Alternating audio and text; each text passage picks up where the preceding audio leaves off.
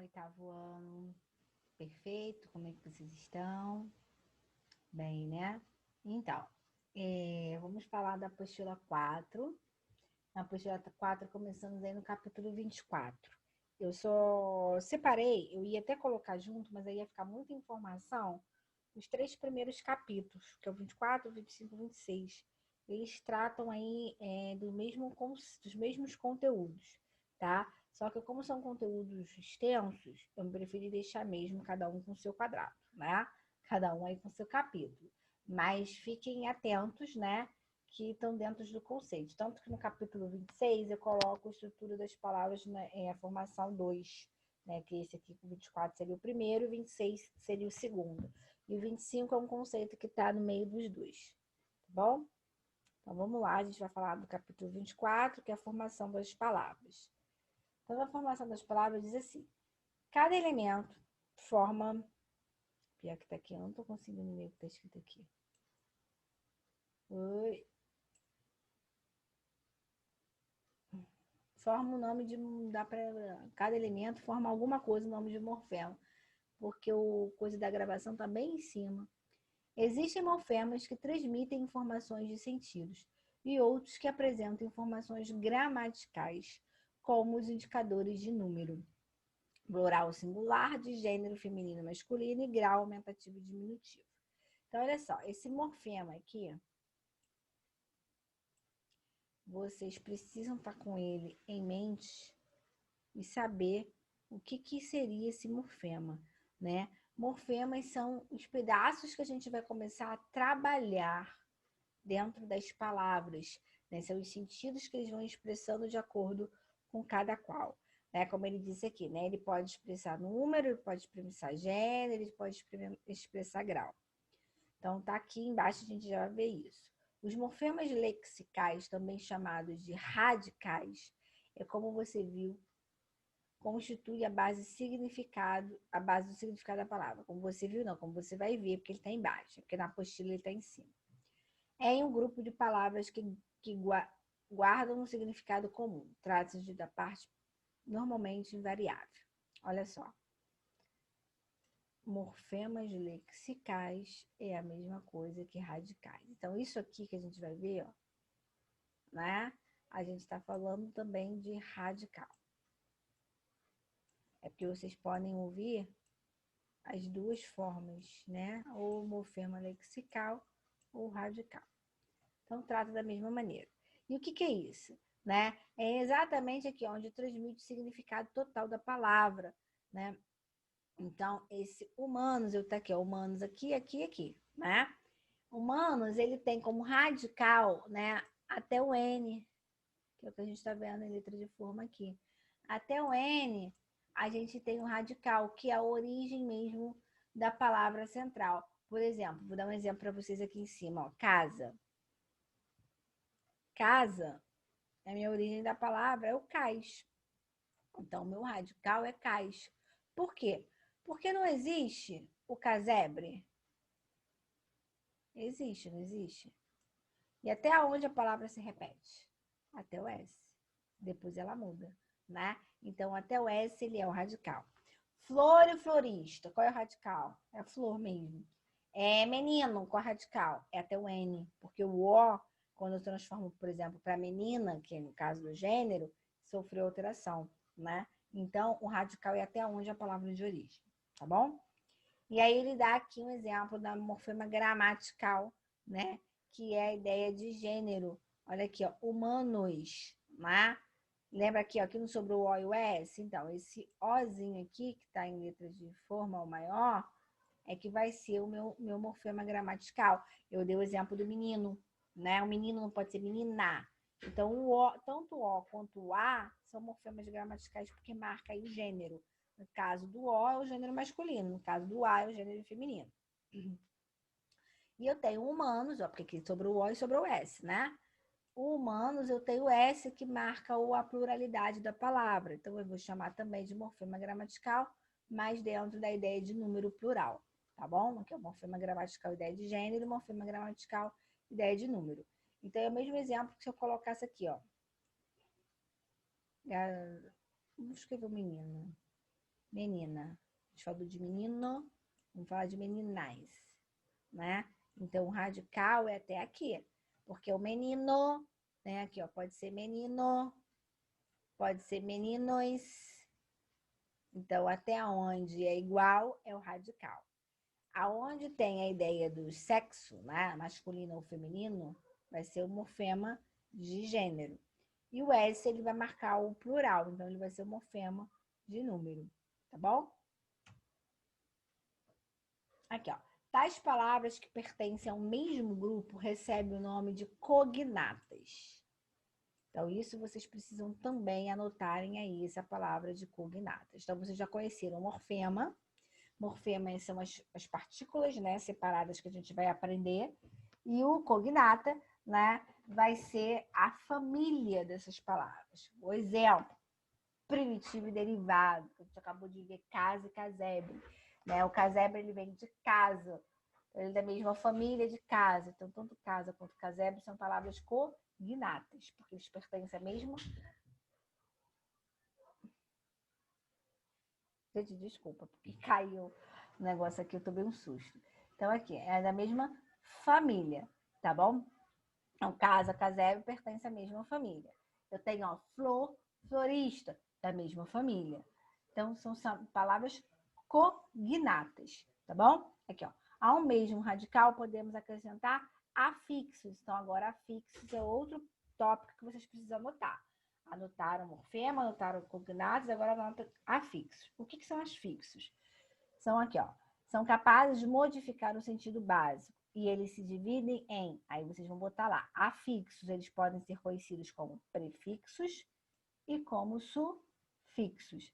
Então, são isso que vocês precisam anotar. Afixo, prefixo e o sufixo.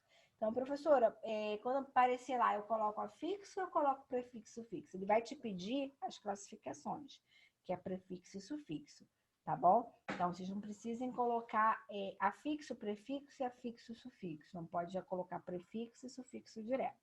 O afixo é só para você saber o que seria, né? Para não perder aí, não passar despercebido. Então, o que é um prefixo, o que é um sufixo? São morfemas, ou seja, um pedaço, né? Inserido antes do meu radical. E o que é radical? Ó, expliquei aqui para vocês, né?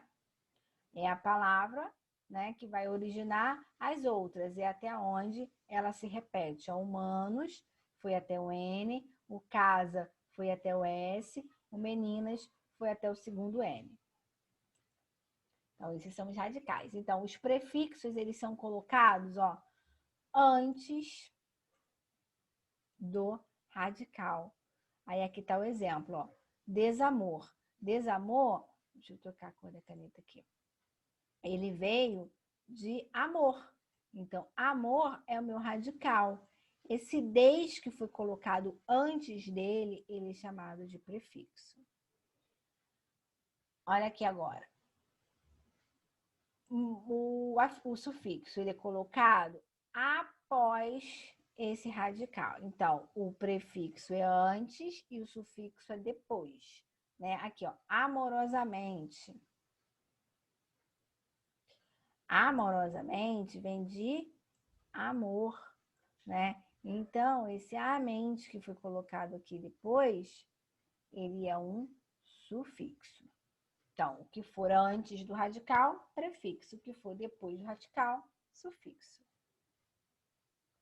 Processo de formação de palavras de derivação, que é isso que a gente acabou de ver, né? Um pouquinho mais detalhado. A derivação. Só que existem, pessoal, vários tipos de derivação. Não existe só prefixo e sufixo. Então, vamos aqui, vamos acompanhar. A língua portuguesa nos permite adaptar, criar ou importar palavras para que possamos nos expressar com mais exatidão. Quando estudamos o modo como os morfemas se organizam para formar palavras, podemos compreender seus processos de formação. Assim, as palavras podem ser classificadas em primitivos e derivados. Foi o exemplo que eu dei de casa e casebre. O casebre é derivado de casa. Flor e floricultura. Floricultura é derivado de flor, tá bom? Então, aqui, ó. Primitivas são as palavras que são de origem, que não se originam de outros, e já as derivadas são as que se partem de outras, ou seja, que parte dessa primitiva. Aí tem 3 exemplos. Amor, beijar e feliz. Amoroso vem de amor. Então, amoroso é derivado de amor. Beijoqueiro é derivado de beijo, né? Que é beijar, que é o verbo. Infelicidade vem de feliz. Então, isso aqui são palavras derivadas e essas aqui são palavras primitivas. Então, casa é primitivo, casebre é derivado. Flor é primitivo, florista ou floricultura são derivados. Para que isso, né? Tá vendo que o nosso nome do processo de formação é derivação? Então, são palavras que derivam de outras. Então, ele está dando um exemplo de primitivo e derivado, mas não é isso que a gente vai ver, é só para vocês entenderem o que é derivação.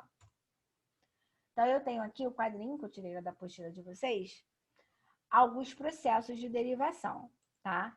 O primeiro processo, que é o de prefixal, a gente já viu, né? Prefixal é o prefixo que é colocado antes do radical. Leal é meu radical. Aqui, desde leal, né? Então, aqui eu tenho o desde, que é radical, e tenho o leal, que é radical, e tenho o desde, que é o prefixo, porque ele foi colocado antes do radical. E o sufixo que a gente já viu, que ele é acrescido depois. Aí, continuando com o mesmo radical, ó, lealdade. O leal é meu radical e o dade, que foi colocado depois, é meu sufixo. Então, aqui eu tenho um prefixo e aqui eu tenho um sufixo. Quando isso acontece, quando eu acrescento um prefixo, eu dou a origem de derivação prefixal. Quando eu acrescento um sufixo, eu tenho uma derivação sufixal. Perfeito? E agora, para confundir mais aí a cabeça de vocês, eu tenho mais alguns processos aqui, né? O primeiro se chama derivação prefixal e sufixal. Se o prefixo é o que é colocado antes do radical e o sufixo que é colocado depois do radical, o que é o prefixo ou o sufixal? São os dois, tá bom? Então, nesses dois aqui, insere-se em um prefixo e um sufixo, um prefixo e um sufixo, a palavra primitiva. Aqui, ó, leal. Eu botei o des, que é o prefixo, e coloquei o dade, que é o sufixo, dentro, né, do meu radical leal. Então, desleal é prefixal, lealdade é sufixal e o deslealdade é prefixal e sufixal. Por quê? Porque ele foi acrescido um prefixo e ele foi acrescido um sufixo. Ok? Até aí fácil, né?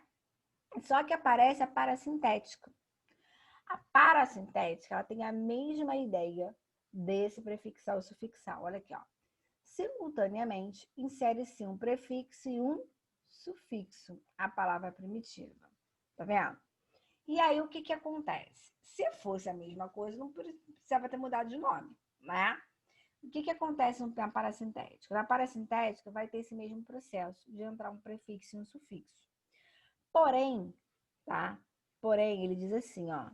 Nesse processo, nenhum dos afixos, ou seja, o prefixo ou sufixo, pode ser retirado da palavra que se formou.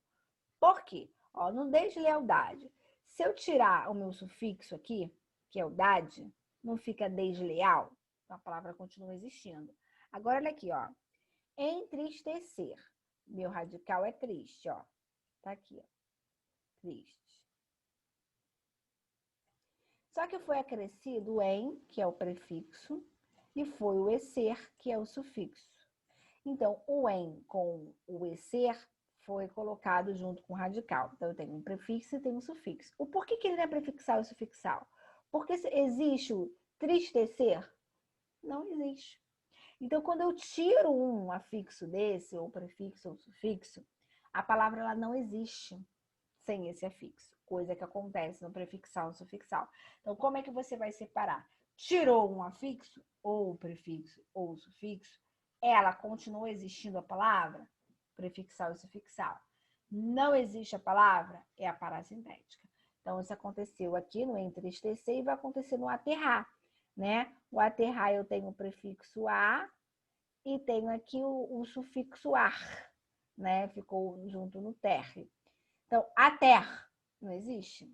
Então, vai ser parasintética e não sufixal e prefixal. Então, é assim que vocês vão diferenciar o prefixal e sufixal do parasintético, tá bom? Não existe o prefixo ou sufixo sozinho aqui no parasintético.